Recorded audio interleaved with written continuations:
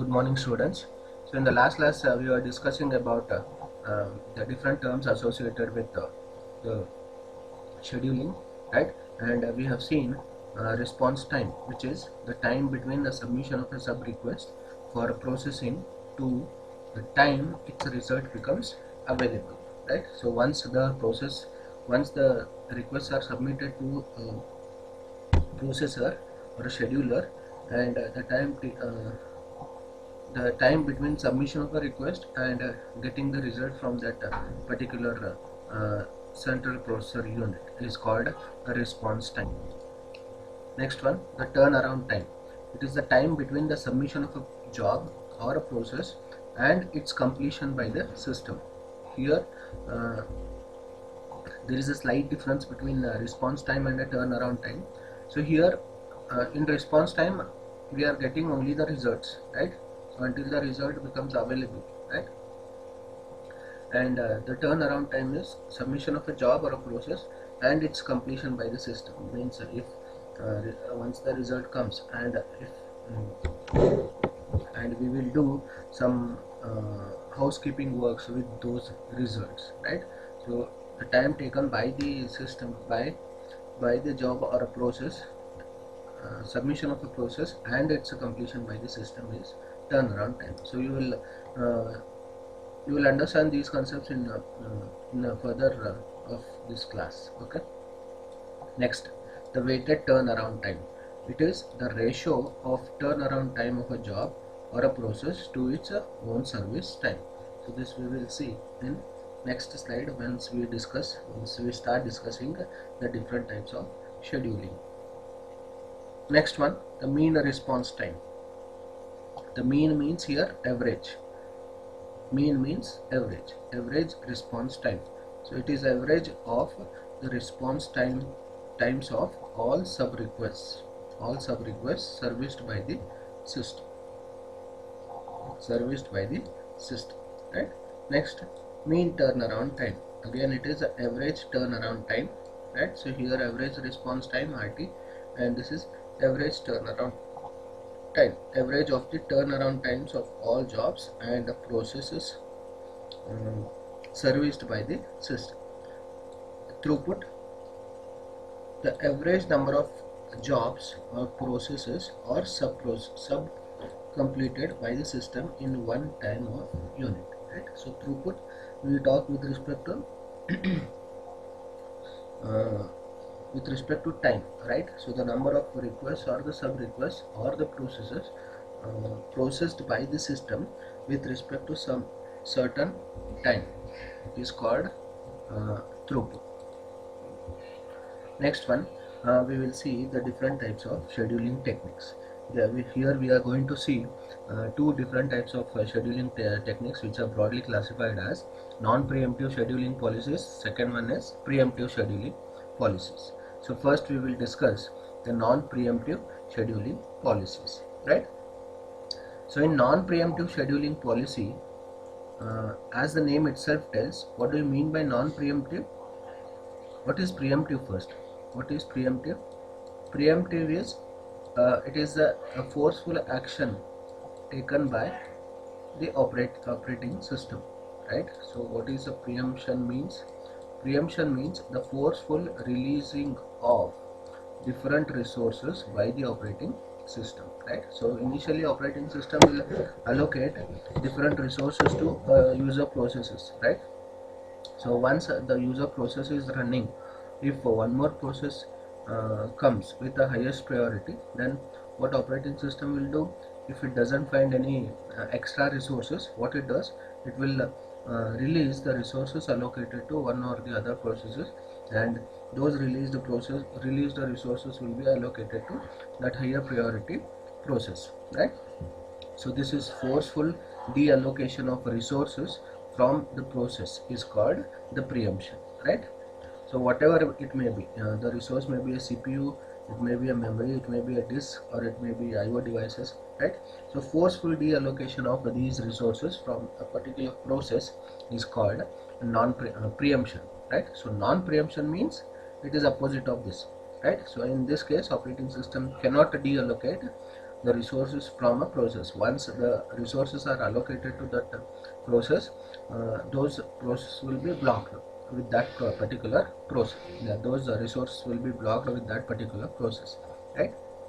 And those resources will be utilized until the completion of that particular process, right? So here operating system cannot preempt operating system cannot preempt any of the resources allocated to a particular process, right? So that is called non-preemptive scheduling policies.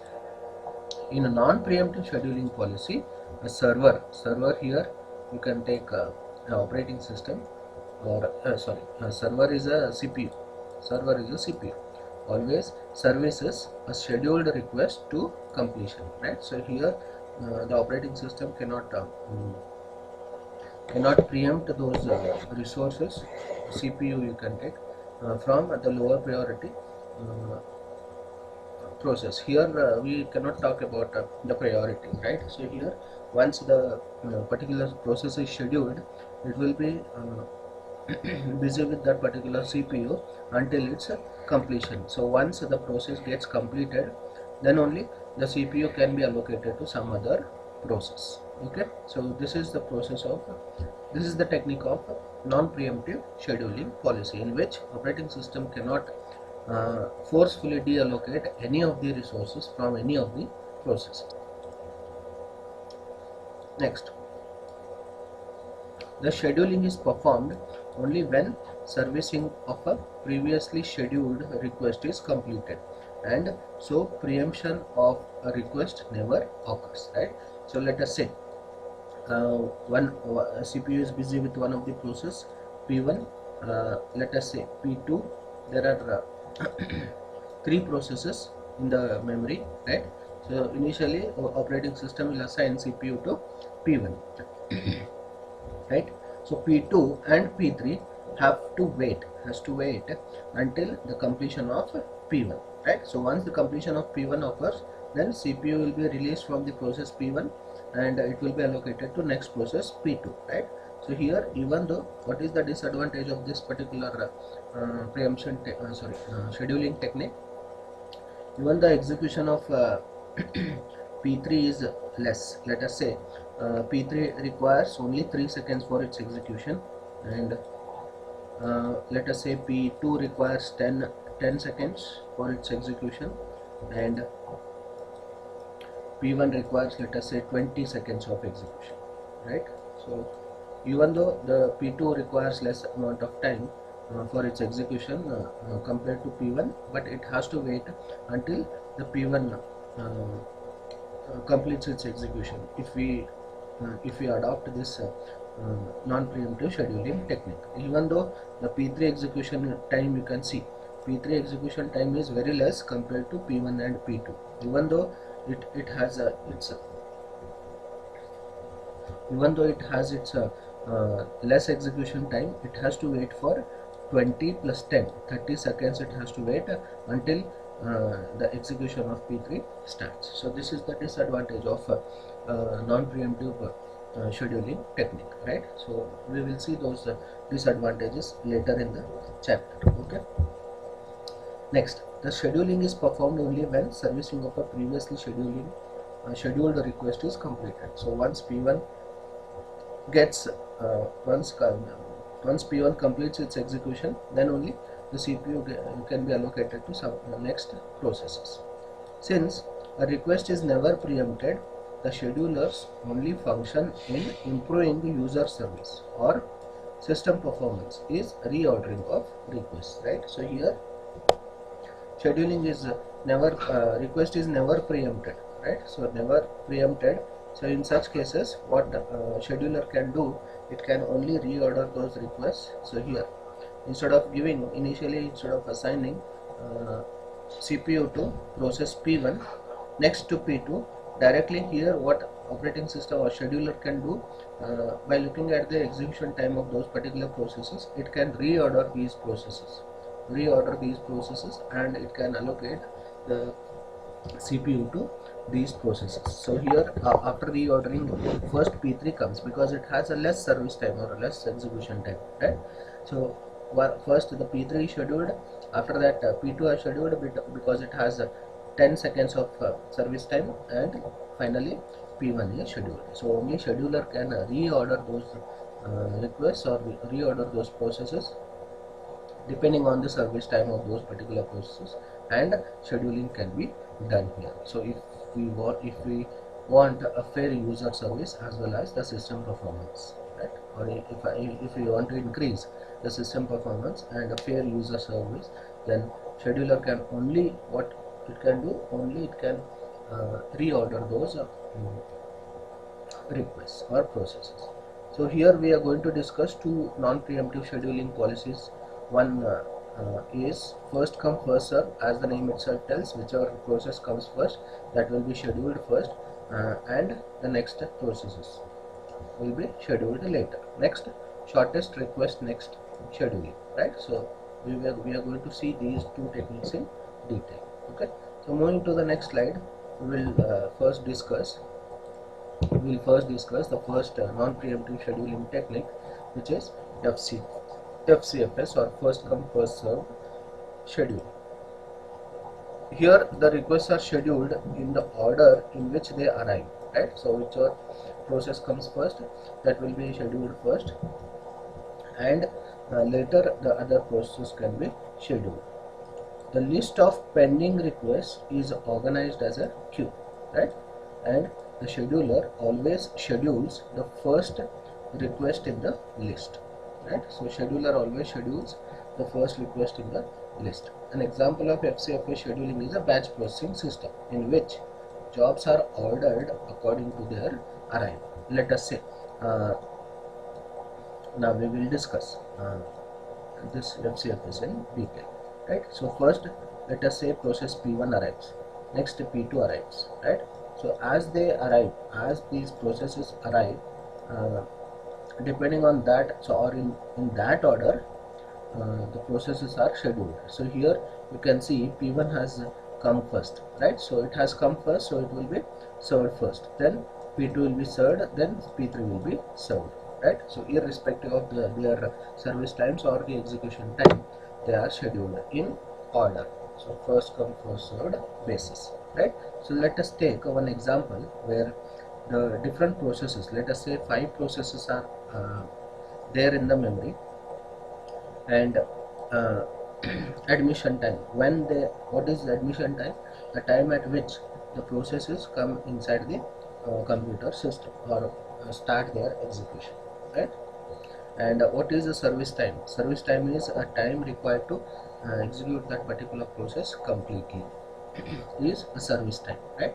So now you can observe the timings, admission timings, at which time those processes are arriving. Okay, so let me clear this concept here. Let us say I'll draw a simple line where I'll start it from 0. Okay, next 1, next 2, okay, next is 3, okay, next 4, next I'll write 5, 6, 7, 8, right? So once what are these? These are the admission times of the processes, right? So at 0th second, which is incoming, process P1 is incoming, right? So next at 2 seconds, P2 is incoming, right? So P2 is coming inside the computer system, right? Next P3 comes at 3rd second. Next P4 comes at 4th second. Okay, so I am writing here in which order those processes are incoming to the system, and the last one P5 is coming at 8th second. Okay, so in which order they are arriving, the same order I wrote, right? So first P1 comes, after that P2 comes, then P3, after P3 P4, then after P4 P5, right? So in which order they are incoming into the system, in the same order they are going to be scheduled, right? So initially P1 has come, so it will be scheduled first, right? So first P1 has come, so first come first serve, right? And look at the service time of that particular process. So P1 requires a service time of 3. Let us say these are the these times are in seconds. Okay, so what is service time of P1? P1 is service time of P1 is what? 3. That means P1 will complete its execution. P1 will complete its execution after 3 seconds. So what you do, if you want to find out at which point that particular process has will complete their execution, you just add the admission time of that process plus the completion time of that process, right? So here completion time sorry so at what time that particular process is going to finish its execution, for that you have to check out at what time the previous process is completing its execution, and at what time the next process gets scheduled, right? So depending on that we are going to calculate the final execution time, right? Now so P1 will come out after 3 seconds. Next, so once P1 completes its execution, next process P2 is scheduled. Even though P2 is entering at a 2 second, it has to wait for 1 second because P1 is already busy. CPU is already busy with P1, right? So it has to wait for 1 second. After P3, after P1 completes its execution, then P2 is scheduled. So P2 is scheduled at 3 second, right? So 3, and its service time is also 3. That means P2 will complete its execution at P6, 6th second. P2 will complete its execution at 6 seconds. So you can observe that in this table, right? So these are the completion times of the processes, right? So at T3, at 3 second, completed process. You can see in this column completed process, the ID, turnaround time. Later we will discuss about this turnaround time and weighted turnaround time. Okay, so first you just check about these about this column, right? So which is the completed process at 3 nanosecond, 3 second, it is P1. So P1 completes at 3 second, right? So at 3, P2 will be scheduled, right? So P2 will complete its execution after 6, right? That is at 6 second. That means the service time of P2 is also 3. So it is scheduled at 3 and its service time is 3. So 3 plus 3 is 6. So P2 will complete its execution at 6. At 6, P3 will be scheduled and its service time is 5. So 6 plus 5 is 11. So P3 will complete its execution at 11 second. Okay, so here you can see P3 will complete its execution at 11 second. So once P3 completes its execution at 11, next P4 is scheduled. P4 takes very less service time.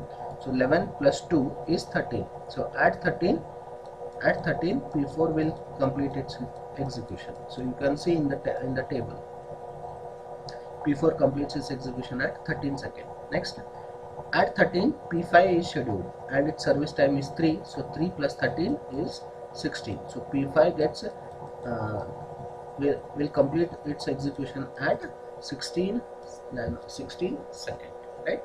So to complete all process executions, we need 16 seconds, right? So I hope you understood this. This is very simple. First come first serve. Whichever process comes first, that process is scheduled, right? And the next process will wait until the previous process gets completed. Okay, so what is turnaround time? As per the definition of the turnaround time, we will go back, or before seeing this turnaround time and weighted turnaround time, processes in the system in FCFS, right? So here you can see this diagram and this column you compare. Initially at 0th second only P1 is there. At 3 second it is P2, P3, right? And at 6 second we have all 4, that is P3, P4, and at 8 P4, P5, and at last only P5. And the scheduled processes you can see. which are scheduled at what time. Okay,